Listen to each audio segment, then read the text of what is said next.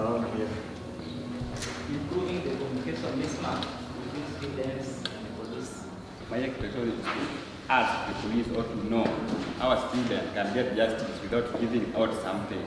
In case you have a problem and you are not served very well by the police, what is the best procedure to do or to take good?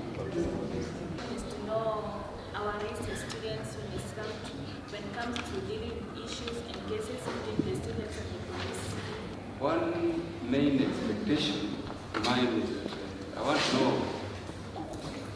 the rules these police normally use when it comes to asking so many questions that requires instant answers to know how to withstand fear when you meet those people. Yeah, when you meet those people, hata kama una makosa wakikuja hivi hata unaweza toroka.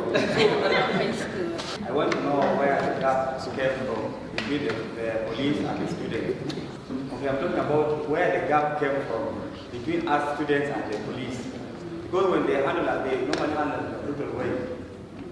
Number two is how the police can handle a student when he or she is found with a mistake. For example, you meet a student without a mask, he's been harassed, taken there, you will ask, pay 2,000, 2,500, 3,000. So how can police handle that issue in a good way? Karibu sana, perhaps you could introduce yourself and then we'll share some of the issues that are being raised by students. These are some of the expectations that we'd like to hear from you. And in terms of the objectives, basically this space is under the Haki Nawiri Afrika organization. What we are working around 4 pillars. We look at human rights, paralegalism, psychosocial support, as well as student-police dialogue. Basically, it's about how to build meaningful relationships between the students and the police, but also create spaces where students can raise issues. Like some of the issues they are raising, which is really that the police can come and take the justice process from a police perspective, not necessarily having to go through the court process and all that. Yes, good afternoon. My name is Haki Nawiri Afrika. I work with the National Police Service based at Rwanda. Headquarters is at Kasarani. I think we have interacted with most of you.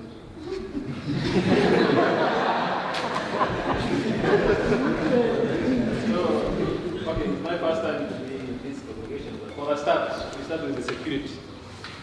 Hii mkutano si security. About students, wananchi wale wanaishi huku, na pia polisi. Hata sisi wenyewe kabla nikuje nifunge lazima nichukue mimi mwenyewe. My security is my priority, so that I can guarantee your security. One, security is a state of being away and free from danger or threat. Ukiwa katika hii institution, kuna vitu civil na kuna vingine criminal. Nianze na civil work, we don't do in civil cases. We just do guidelines. Nikisema civil, kuna kitu tumesikia madamu wakitaja hapa, maneno ya federal na penalty. Hizo vitu huwa we term them as civil.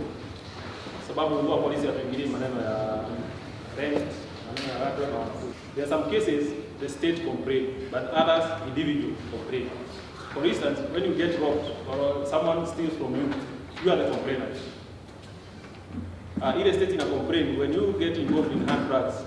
Hapo ni state ina complain. Tunaelewana? When someone get defiled, ama get raped, ama sodomized, you complain, but the state bado ina complain on a higher side. Sababu huwezi withdraw without authority from DPP or DPP. Again, kuna some offenses wewe mwenyewe ndio complainant. For instance, stealing, robbery, vitu kama hizo, you are the complainant. And you give the police powers. Wakati umekuja unaandika statement, umekubali polisi akae na hiyo simu yako kama expert. Lakini wakati umesema utaki kuendelea na kesi yako, umenitisha simu, huyo mtu nitaachia. Na utamwona kesho akitembea hapo. Ukienda huko utasema nilipeleka kesi yangu kiwanja sikusaidia, sababu huyo mwizi ataibia kesi yako. Tunaona the charity. Thinking about student-landlord partnership. As a community, we need to regulate even the rent that we pay as students. We need to regulate. Mbona msini power? We need to regulate as students. You see? And now, reach a level where at what point do we regulate that? We look for the warden, and we bring the landlords on board. We tell them, if you want our students to stay in your hostel, then we are doing the following measures. Failure to which, as a university, we declare your hostel unfit for students. Tunasema ukiishi kwa nyumba ile, kitu ikufanyikie usiwamie. So, based on the breakaway, I think group 1, group 2, group 3, group 4, the secretaries, you can read what came out of your discussion, then we read your expectations, then we move to Darwin from now. The police respond, then we go to questions. Okay, the first thing that we were discussing was how the presence of the police affects students. And we said that it makes students to be afraid, especially during demonstrations and strikes. Most of the policemen turn to the brutal during this period and end up hurting a lot of innocent students. Many of the policemen harass victims on a gender basis. For example, a lady may be easily set free by policemen as compared to the men. You can smile to a policeman who is a male, now who is set free. So another thing is harassment. Harassment group being charged high value of fines, even when one is innocent. Unashika usiku, ukipelekwa cell, wanakwambia utoe pesa charges. So mtu anaweza ambiwa atoe pesa iko juu.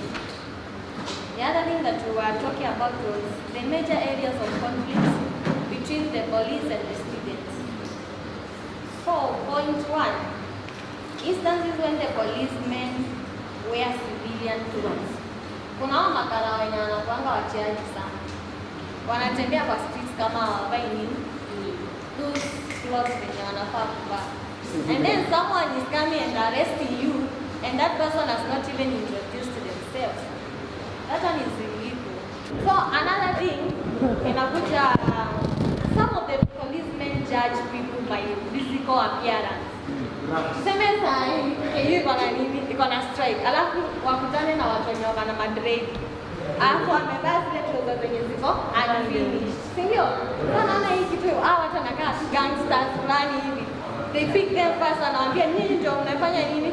Mmeleta strike, si ndio? So these policemen wana judge people from their physical appearance, which is not good. Okay, the other thing is planned exhibits. Kuna hao makaro wenye wanakujanga kwa nyumba yako, like the house, you open the door for them, and then the next thing that they tell you is, we want to inspect your house. You should not allow a policeman to inspect your house without you being there. Kuna wenye wataingia huko ndani wakuwekea those drug substances, bank, cocaine, ama even pistols. And they will call you and tell you, we have found this one in your house. How will you prove when you don't have a CCTV camera? Kitu ingine yenye ina conflict the police and the students. Kuna hii arrogance yenye inakuanga na students. We have that perception that policemen hawajasoma sana, na sisi tuko campus, wao walifika D+ na wakaenda kutrain for alafu mimi nimepata B+, ninaendelea na degree yangu, sasa mtu wa D+ ataniambia nini? So there is that arrogance that comes with students. So how the rights of students are being violated was the other topics that we discussed. Number 1, denial of the right of expressing yourself. Cases that have been reported not being followed up. Kuna cases zenye unapeleka cases and they end up being what? Zina harm tu kwa njia mali na zinapotelelea. Nobody continues to follow up. Then being forced to bribe the policemen so as to be set free. Unasikia karawa anakuambia kuja tuongee. Toa kitu kadogo. Why is it that there should be a bribe? That is also not correct. And harassment of students during peaceful demonstrations. I believe during peaceful demonstrations, huwa tumeshatoa nini? are not that we are going to demonstrate. That is what we call a peaceful demonstration, si ndio? But makara wengi wanakwanga watiaji sana, wavichwa ngumu, wanakuja hapa wana students, especially the female students are always harassed during this time. Unapata the men also wanarushiwa tear gas na ni wao wanafaa kuwa wanatu protect, si ndio? That is what I add. The police agents, they view us like you are troublemakers. So the way they are handling you when you're for any case, or no, you are there to create trouble. So that's how the presence of a student can affect the police. Another thing that we discussed is about how does the presence of a police affect the student. The first thing, it will depend in the situation that you have found in. Pengine umekuwa kwa club, then your police ameingia. That thing ina create arrest. Unaanza kujitafutia makosa. Unaanza kushika kama uko na ID. Because that's the one thing about hapa kufikisha. And then now, the last thing we discussed about conflict. The conflict between the police and the student. The conflict, one of them is miscommunication. No, like the way another to address. You are very innocent, but the first impression is like an address into a lot of problems. And then we have corruption, because that is a conflict. The fact that is a conflict, because if uko na pesa, hamwezi katoka penye mko. But if you don't have that money, you will feel insecure. Mtendo kwa mbele. Lakini ukiwa na pesa, that because we view them like they take that small thing, kitu kidogo kama ni kila kitu. Then hapo anakuachia. So kama hauna unapeleka kwa mbele. And that ukifika kule kama hata ulikuwa na makosa, umekuwa na makosa mingi sana. In that way, umekuwa na makosa mingi sana.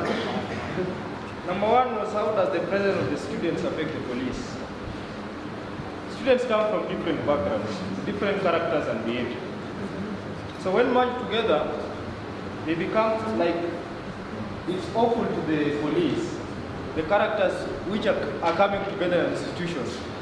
So like unapata msee amegrow up akijua na akiambiwa, the first enemy the police. And then perception of police equals student. They always view students as rowdy. I don't know why. We are not all the same. So your view to the students should not be that way. Like all students are just rowdy. There are some which are good like me. And then there is here equity when dealing with some cases. More so ladies. When you find that there are some ladies, when maybe when they are caught up together, some of them want to be harassed. Wataitisha tu namba ya simu. Then how are the rights of children being violated? Some of the cases are not being followed up. Yes, nimesema like kuna cases zingine zinapatikana outside your jurisdiction, but zile ziko inside up. Cases zingine hazikuwa followed up. The same comrade is violated again. Anasema there's no need in niende because it won't be followed up. Then there is mistrust of information. We don't take some things seriously. Like comrade anaweza kuambia kuna issue imehappen place fulani. Ukifika pale, maybe inaendelea. But sasa wewe unajua maybe hata comrade amekuchocha. So there's no need utoke kwa post yako uende hiyo place uangalie nini. We would also like to know what falls in the mandate of police. Because you realize that some of the things you're saying might fall out of the police today. But what guidance do we have that when a student mentioned them, how can that be actualized? Because at the end of the day, we're looking for a peaceful community. We need to know some of these areas. When you say get no one involved, does the police know that get no one involved? I also want to look also at the possibility of community policing. Where, as a student, are you able to arrest somebody and tell the police, this one have done this? Now begin the investigation from this point. How good is a good thing? Is I think students of education here who went to philosophy education class, I think it is EFL Period 2. We talk about how something can be good Sometimes we talk about, we do dialogue in the community, we do dialogue with people in Madara. When somebody say, Mimi, maisha yangu ni ubedi. Okay, now, that is how you survive, right? And you give your family food, right? But again, police have the mandate to stop ubedi. You get the point? Then now here, a conflict is going to arise. So we ask ourselves. The other thing would be, I think the last we had, some of you were there, when we were having a discussion in Kule Shaurima, when I was saying, ati maisha yetu ni buizi, si ndio? Ni una survive nayo. Lakini karaa ukipata na kupiga, alafu wewe unadedi, si ndio? So we were asking them, between you putting somebody's life at risk and police rescuing the community, which one comes first? It's good. So then you can respond to the one that you captured, then we move to the next. Kabla nijibu, kwanza tuelimishane. Nilisema ikianza, what is security? Security is being free from danger and threat. One, wakati umeingia hapa KU ukiwa mgeni, wakati uliingia first year, wewe hujazaliwa KM, hujazaliwa Kiwanja, unafaa kujifahamisha na hii area.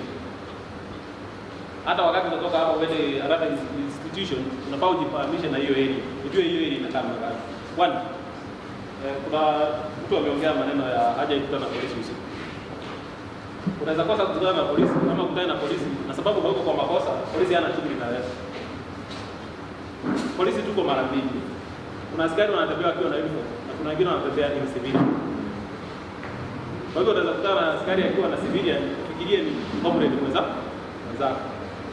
Na polisi huwezi kuwa guarantee in Kenya ati a police for each Kenyan citizen.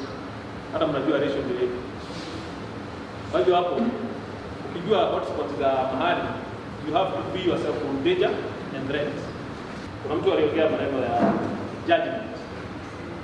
Wakati umekutana naye ndio kushika, umeanza kujudge. Polisi ni kama nyinyi wanafunzi. We have different personalities na different principles. Kuna askari ukutana na yeye, ako na stress zake, zote atakumwagilia. Vile hata mkiwa kwa darasa, kuna mwanafunzi utaingia kwa darasa, ameenda amekaa mahali mzee kukaa. Wewe unakuja unamwagia stress zako zote. Lakini kwenu nyinyi haswa wakati kuna tuseme mfano wakati kuna riot hapa. Nyinyi wote mnakuwa garau. Na wakati nakuja ku approach mtu kama wewe, hauko peke yako. Sisi tuko wawili, kama leo tutatoa na wewe jamaa. Tuko sisi wawili. Tunakutana na rede wanafunzi kama 10. Na wanafunzi wanafanya makosa tunaita cognizable. Kuna katika sheria kuna cognizable na non-cognizable offenses. Cognizable offenses is an offense. Unaweza arrest mtu bila warrant. Ni makosa unaona. Hiyo hata wewe ukiwa na hata wewe ukiwa tu binafsi utaona hiyo mtu kweli alikuwa anafanya makosa. Anafanya makosa. Kuna makosa mengine na non-cognizable. Hiyo lazima ukuwe na warrant from a court of law. Umekutana na watu kama hao, mfano walikuwa wanatumia hard drugs. Huyo mtu kabla nifanye introduction ameanza vitu. Kitu ya kwanza ni kupata. Kuna procedure ile imewekwa, there is procedure which has been laid down by the Kenyan Constitution about the right of arrested person, procedure to arrest person, na yote tutaenda through. Lakini umepata huyo mtu amekula dawa kutoka first year kwa fourth. Na ukimuuliza ana justify na kwambia bagi ni dawa na ndio alisoma. Ndio mpaka. Sawa, it has some medicinal context lakini sio bila inatumika. Kwa hivyo kabla nikuje kuintroduce kwa hiyo mtu mimi ni polisi na arrest kwanza, then before I move from that place I show you my COA ama certificate of appointment na nakwambia mimi ni polisi based mahali fulani na ile makosa nimekushikia ni tabani. Tafadhali twende station. Article 49 of Kenya Constitution guarantee right of arrested person. The moment police amekuarrest, unakuja nimekuarrest. Kuarrest ni aina mingi sana. By touching, kuambia, kuweka pingu, yote ni njia ya kuarrest. Na kama huko violent, hakuna haja ya kuweka pingu. Tutatembea tu tukiongea. Mfano, kuna mtu amecooperate kwangu, jamaa huyu amenikosea. Tunakuja na huyu na polisi wanajua huyu ni polisi. Na kuna Kenya ulifanyia huku tuandamane twende kituoni. Usipokuwa violent, hata pingu utapata naye. Yote tukiongea mpaka kituoni. ukiwa violent, kitu ya kwanza I use reasonable force. Na hapo ndio nadhani conflict inaingia. Sababu kwa hiyo reasonable force hata wasomi hawajaiweza kudefine what reasonable force is. Sababu naweza kutumia reasonable force na wewe kumbe uone kama vitu na waweza kuresist. Ukianza kuresist, kila mtu anaongeza nguvu. Katika hiyo harakati wewe uko peke yako, sisi tuko wawili. Tutaumia, conflict inaingia hapo. Kwa hivyo unafaa wewe mwenyewe wakati umemalizana na masomo, wakati you're free time, wakati umeenda kukula vitu zako, familiarize na Kenyan Constitution. Soma article 49. Inaongea kuhusu right of arrested person. Wakati umearestiwa, unafaa kuinformiwa mwenye mambo. First, I introduce myself. Second, ni kuinform kwa nini nimekushika.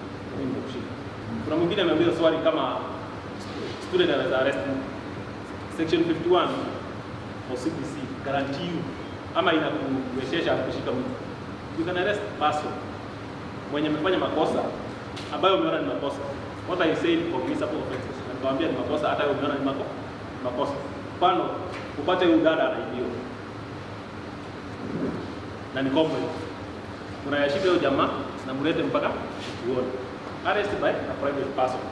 Wakati umeshika mtu umeleta pale station, yule officer utapata kwa office. Atachukua details zenu sababu nyinyi ndio mtakuwa mashahidi ya nani? Ya mwenye alikuwa anadhulumiwa. Naye officer afanye kitu inaitwa DRS. Na procedure inafuata kutoka hapo. Kitu kingine mliongea maneno ya corruption. Corruption is everywhere. What do I mean? Corruption inaanza nyumbani. Nyinyi hakuja hata kuwa family men na family women. Ili mtoto wangu apite mtihani na mwambia mama ama baba, ukipita ama ukifikisha maki fulani na kununulia kiatu. That's corruption.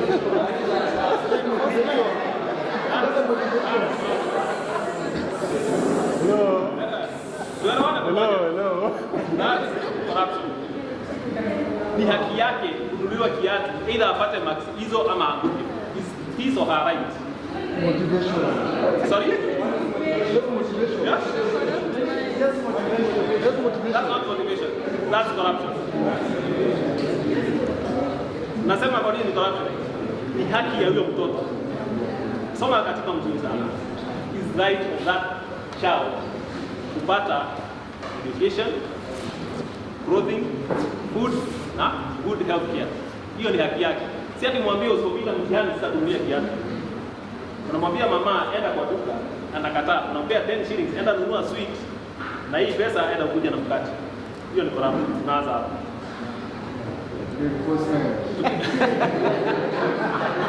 That's your justification.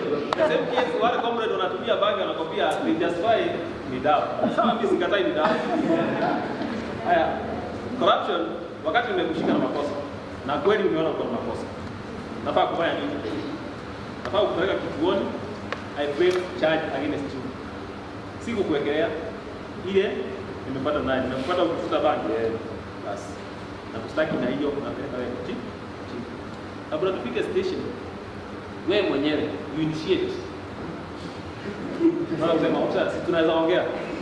Bribing a public officer is an offense.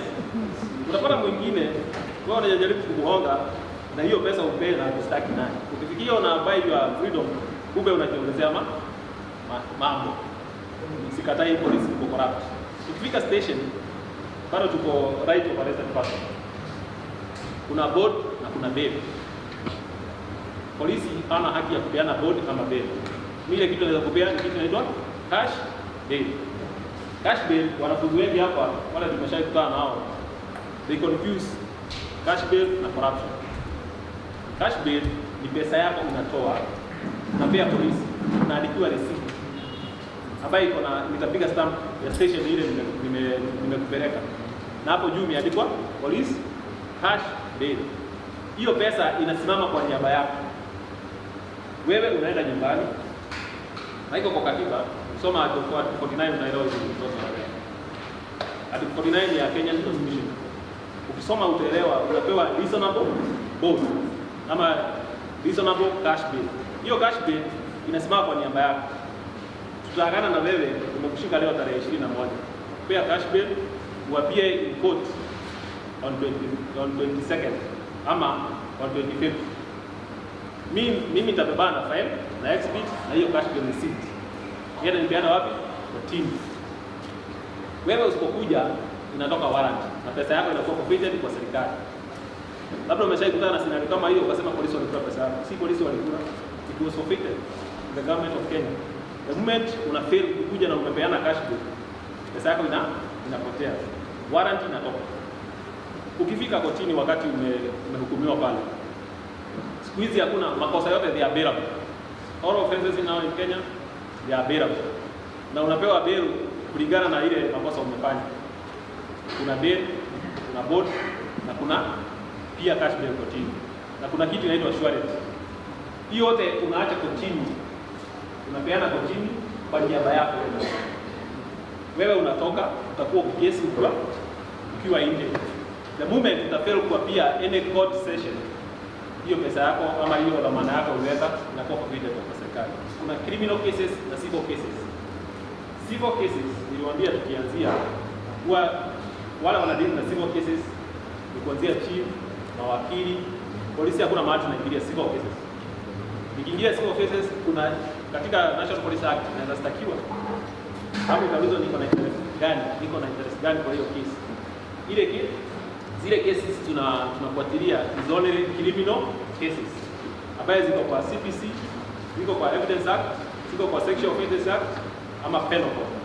Lakini kesi yote, mfano hapa nyinyi wanafunzi, maneno ya rent, wewe umekataa kulipa rent, umekuja saa 5 usiku umepata labda amefunga nyumba, ukija pale uone polisi akusaidii, usimlaumu.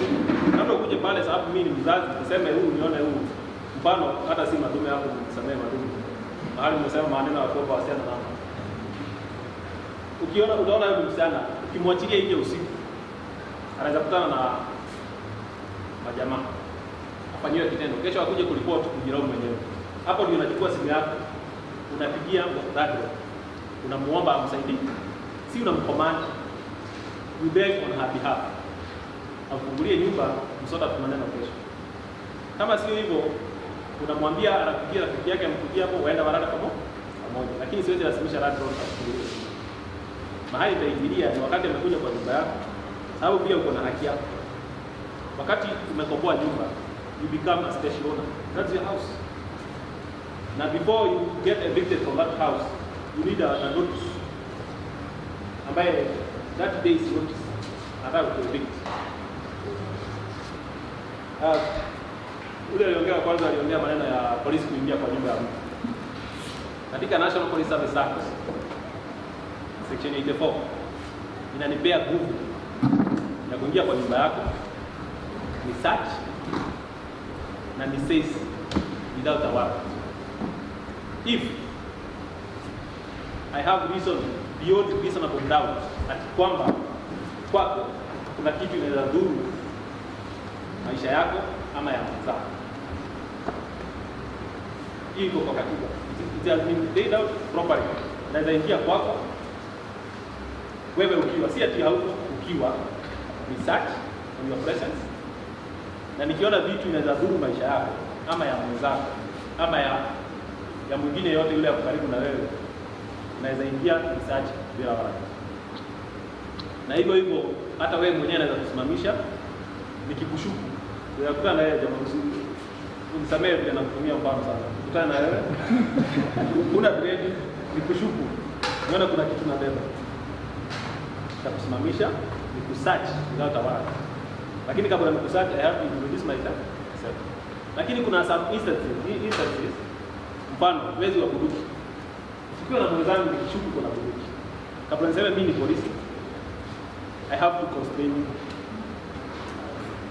Usinidhuru na hiyo bunduki yako, nikusearch. Sababu hiyo bunduki umebeba illegally na pia unaweza dhuru wengine nayo. Kwa hivyo naweza kusearch.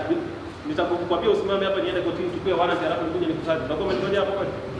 Kwa hivyo kuna vitu vingine ukipatana na askari amekusearch, hiyo iko katika katiba. Lakini naye mimi mwanaume siwezi kuja kusearch kwa mtu. Mimi na search dhuru.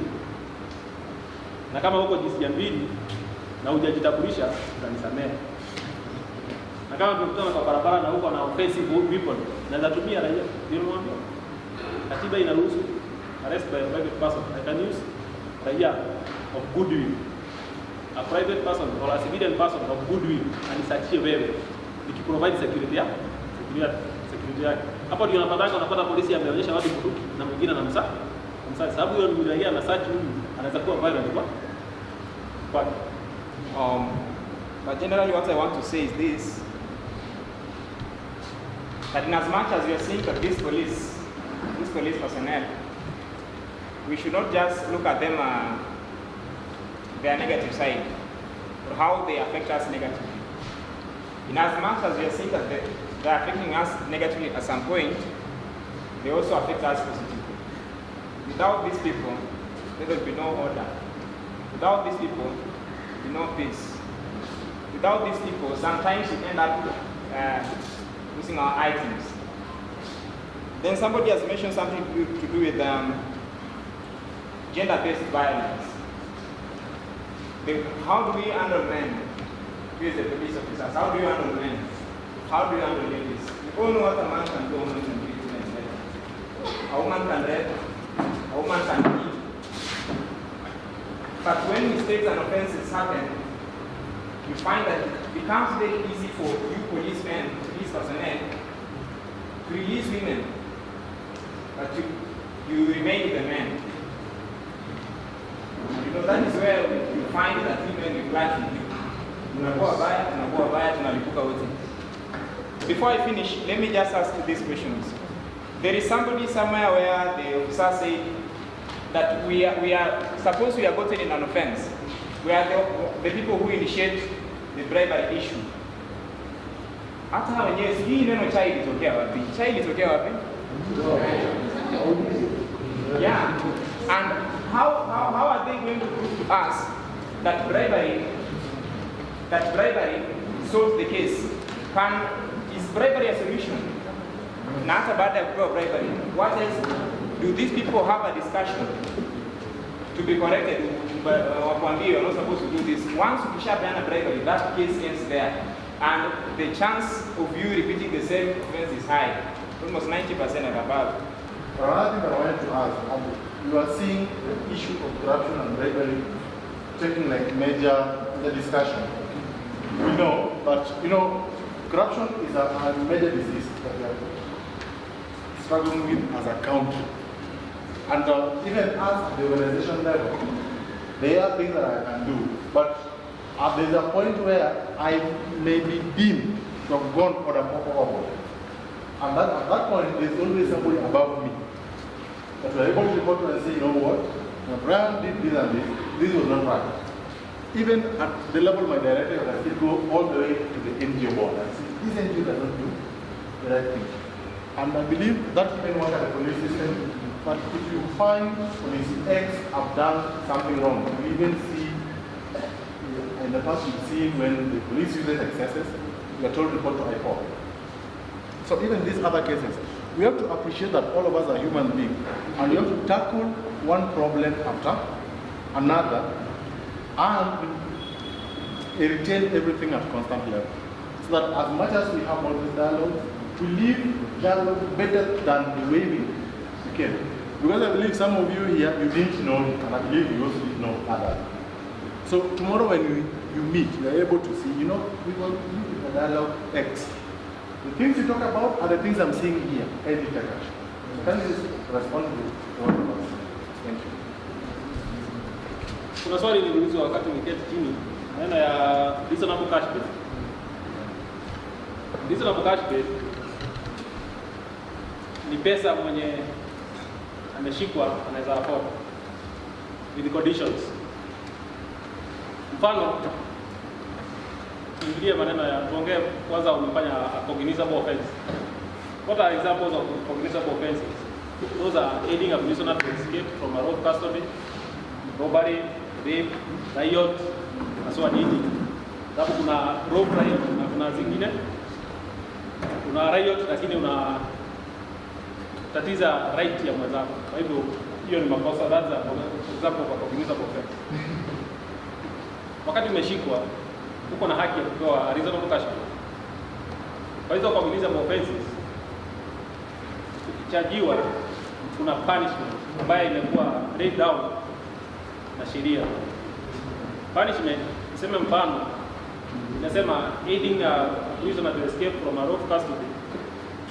Punishment yake ni 3 years. Ama fine ya 200,000. Hiyo ni ile nimepeana mfano. Wakati umeweka hivyo na nimekushika na watu wako ama wewe unataka kumwekea cash bail. Hapo that 200,000. Polisi anaweza kwambia you raise 20,000. Uende nyumbani, ukutane kotini siku fulani.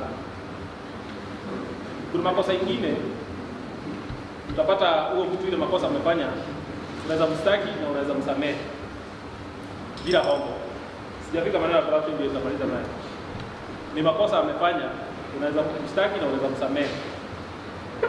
Lakini sababu unataka kumbia warning, unampea reason of cash bail. Unaweza mwambia lipa cash bail ya 5,000 ukuje siku fulani. Ama kuna kitu katika polisi inaitwa P52 ama compliance of attendance. I compel you to attend before me on a certain date. Hiyo ni mfano ya cash bail pia. Hujatoa monetary, nimekupea ni form, nimesign na wewe umesign, na acknowledge receipt. Nimekuambia you report to me on such a date. Hiyo pia ni mfano ya cash bail. Kuna mwingine anashika uone huyo mtu, okay, hujui kwao na ni vibaya kujaji mtu kulingana na vile appearance umemwona.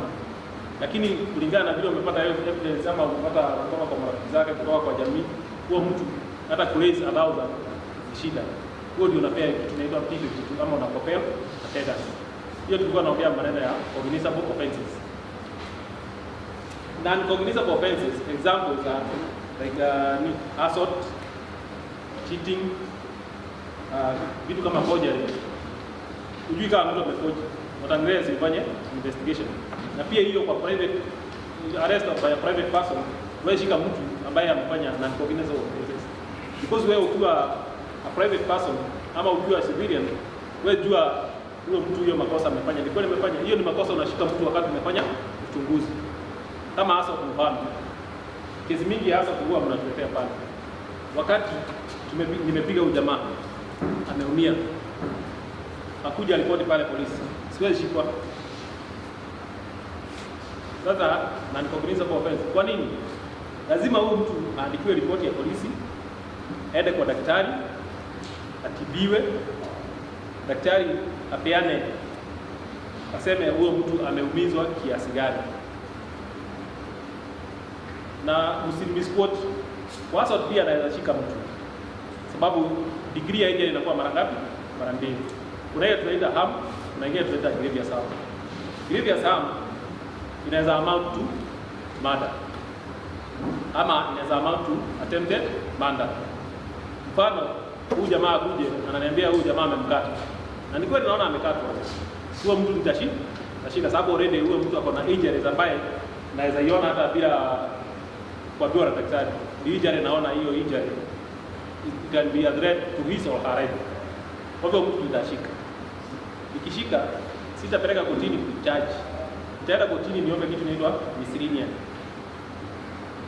Koti ikikataa miscellaneous, itakuja nipee huyu accused, nimpe police cash bail. Naweza enda kwa miscellaneous kotini wakatae. Kulingana na zile reasons nitapeana.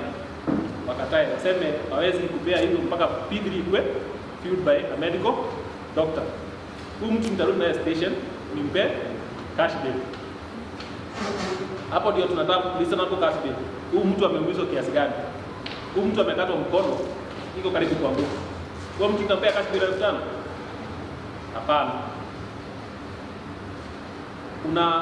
Unaangalia haki za mwenye amestakiwa na haki za mwenye amedhulumiwa. Hapo ndio unakaa mtu consensus. Nasema huyu mtu nikimwachia na 5,000 na mtu anaenda kutibiwa na 20,000, huyu mtu atapotea. Hapo ndio okay, definition ya reasonable cash bail inakuwa saa nyingine inakuwa inatatanisha kidogo, lakini bado huwa inaingia katika sheria. Sababu wewe unataka haki yako utoke nje na wewe unataka haki yake ustakiwe. Mera mpaka haya niulizo maneno ya usalama ama security ya wakati umeshika mtu. Nimewapea for example kama examples za ile makosa unaweza shika, recognizable offenses. Nikawapea examples.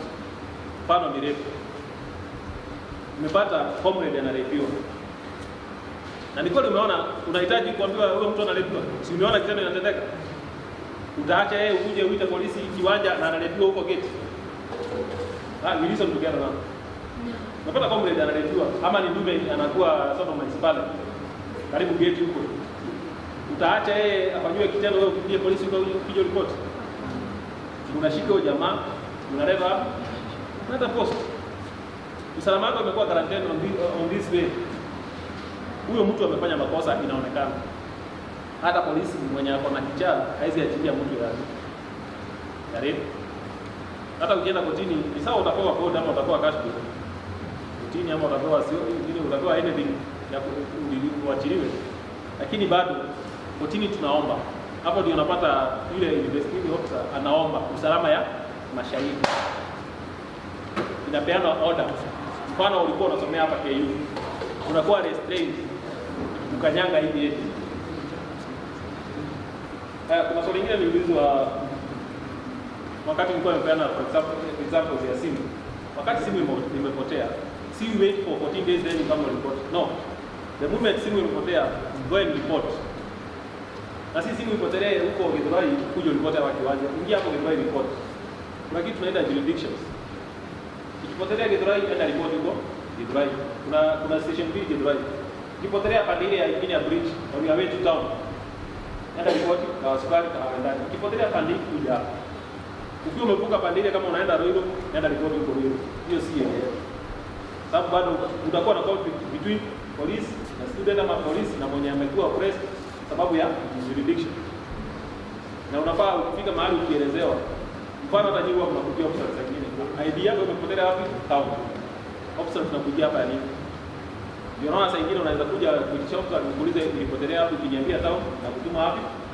Central Police Station kamkuzi hizo polisi zote ziko wapi? Ziko. Unaenda kusema polisi wa kiwanja wanisaidie. Si ati sikusaidii. Tunapata kitu inaitwa jurisdiction. Sababu hata mimi naweza nifungu. Kuna bodies ambazo inachunguza kama alikuwa National Police Commission. Ulikuwa na interest gani ukifuata hii kesi ambayo iko outside your jurisdiction? Kwa hivyo huwa tuangalia hapo sana. Wakati mahali makosa imetendeka ukuja police station, elezea na usidanganye sababu unaweza danganya useme sababu nataka kusaidia useme simu ilipotelea hapo, ilipotelea KM. Na kumbe simu ulijua hapo kweli. Kuna mahali nataka huo wakiongea mwisho tofautishe kati ya gender based violence na sexual offenses na sexual offenses. Gender based wakati umekaa unajua wakati umekaa kama boyfriend na girlfriend unajua bado hamjaoana. Na kama mko the girl is under the age of 18 years. Wewe kama dume unaweza stakiwa na makosa inaitwa defilement. Ni sawa mmecohabit for 2-3 years lakini wazazi hawajalalamika ama state hajalalamika kuhusu hiyo msichana because a minor has no consent. In Kenya wakati uko below 18 years you have no consent of yourself. Either you are a man or you are a female. Kwa hivyo gender based sana hii kwa wanafunzi hapa. Hiyo ni wala kwa boma ni. Ama wewe kwenu kama una baba yenu ama mama yenu anawaumiza. Hiyo ndio inaingia maneno ya gender based. Na iko katika kifungo yake ile ina strike rate. Lakini sana ile inawadhuru nyingi sana ni maneno ya sexual offenses. Unakuja hapa mnapohabit na mtu unakaa 2-3 years, wakati unaona uko karibu graduate na utaki mrembo, unaamkia asubuhi moja na makumi mateke na unamrushia vitu yake nje. Huyo mtu anakuja pale post 1 ili nidhibitishe hiyo huyo mtu tunampitia appearance. Huyo hata sio anajipeleka, anaenda escort ya polisi. Ida appearance naenda mpaka government hospital. Kitu ya kwanza inadhibitishwa mahali ilipitiwa. Tuko pamoja? Mahali ilipiti, daktari amedhibitisha. Na ili umpige, ulikuwa umeenjoy sana. Kwa hivyo vitu zako zote ziko wapi? Ndani. Specimen inachukuliwa inawekwa. Msichana anakujua, unajaza vitu zote zinakuwa tayari. Hiyo inajaza kwa within a day inakuwa imeisha. Result ndio unangojea after a day. unaziendea. Jamaa wanakuja wanashikwa. Ukifika pale unaanza kuniambia alikuwa girlfriend yako. Sijui alikuwa bibi yangu. Sasa alikuwa bibi, mode of disposal imefanya report. Ukedispose yeye mzuri hangekuja kuripoti leo. Na madume hapo ndio huwa tunapinyiliwa sana. Chunga wakati sababu najua hapa wengi wenu ni girlfriend and boyfriend. Wakati na disposal mode of disposal. Chunga sana. Kitu kingine hata wanaume wanazaribiwa. Ama wanaweza kuwa sodomized. Lakini wanaume sana sana tunapigana tunasema sisi ni dume. Huwezi ongea. Wewe tu unatembea ukisikia tu na huko nyuma kuna washa ni vile ulifanywa lakini huwezi ongea. Huwezi ongea. Ni vizuri kuongea. Tuko na tests ambazo zinadili na hiyo mambo. Ukija pale useme umerepiwa, utasikizwa na polisi yote. Hapa kiwaja utasikizwa na mimi na ama mwingine anaitwa mwingine. Kama uko na haya sana huwezi ongea na sisi. Tuko na test nyingine iko Kasarani. Tutaenda naye mpaka Kasarani. Rekodiwe statement yako mzuri. Kwa hivyo wakati umefanywa kitu kama hiyo, usiogope either ni mwanamke ama ni mwanaume. Na kitu kingine wanaume wa KU na fall kwa hii watoto hii ya secondary school. Wasichana wamekula sera na kama wamekula vitu zake, unaona ni mkubwa kuliko huyo. Huyo mtu anakuambia yeye ni sekendia, kumbe hapo kwa mtu. Niko na kesi nyingi sana za wanafunzi hapo. Si moja si mbili. Wanafunzi wamedanganywa na msichana hapo mtu huyo niko sekendia. Badala ufanye uchunguzi yako, si uko na si ukitaka kujua mimi niko university kuna masota niweza ujue. Wewe ujaenda hapo sababu wakati huko kumianguka kichwa shift. Kichwa ina shift inaenda huko chini. Naye mtu wako kuja alipotea wazazi wake anamtafuta. Unapatikana yeye akienda pale kwa ngashi kula kanya, wanafikia ni comrade mko na yeye. Mama anaanza kupiga duru. Wana biashara wanakushika, anakuleta post. Kwa banki si kama nini, wanakushika wanakuleta post. Uko na mtoto wenyewe kutoka ndani. Hiyo hata sieti kwa miskini na produce kitu. Sababu bidii ndio inajaziwa sahihi. Process. Kwa hivyo chunga sana wakati umepatana na msichana unaona ako na kimo, kumbe miaka haiko chini. Nimwambia any person in Kenya below 18 years has no consent of regarding sexual offenses. Msichana below 18 years hana haki ya kusema yes or no katika hiyo kitendo.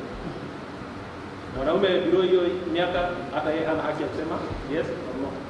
Hata kama inaamka una haki ya kusema.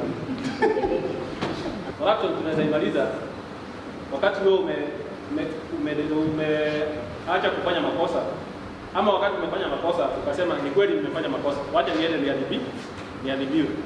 Usiponipea hongo sitakutoa na nguvu, na nikikutoa na nguvu uko na haki ya kwenda kulalamika kwa IPO, kwa National Police Commission, kwa my bosses yako OCPD Kasarani, kuna OCS Kahawest, kuna OCS Kasarani, unaweza complain. Polisi wakiwaja simjui jina lakini napea description.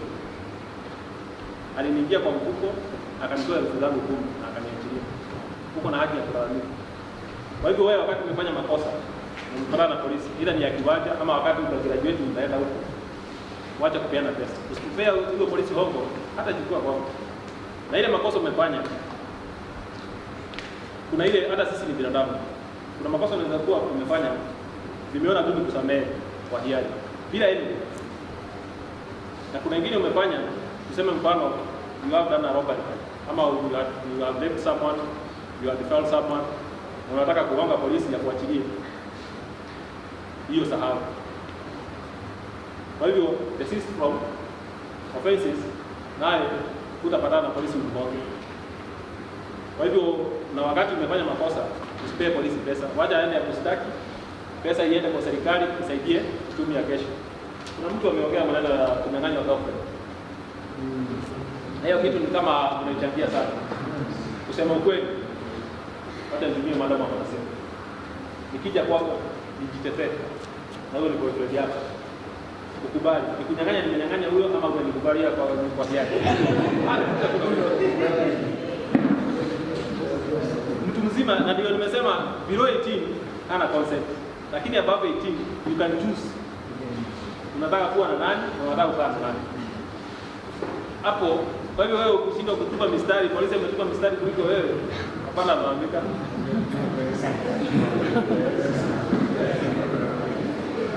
So on behalf of Haki Nawiri, I'd like to say thank you very much, Kiwanja Police, for coming and sharing your insights and also for giving this space for the students.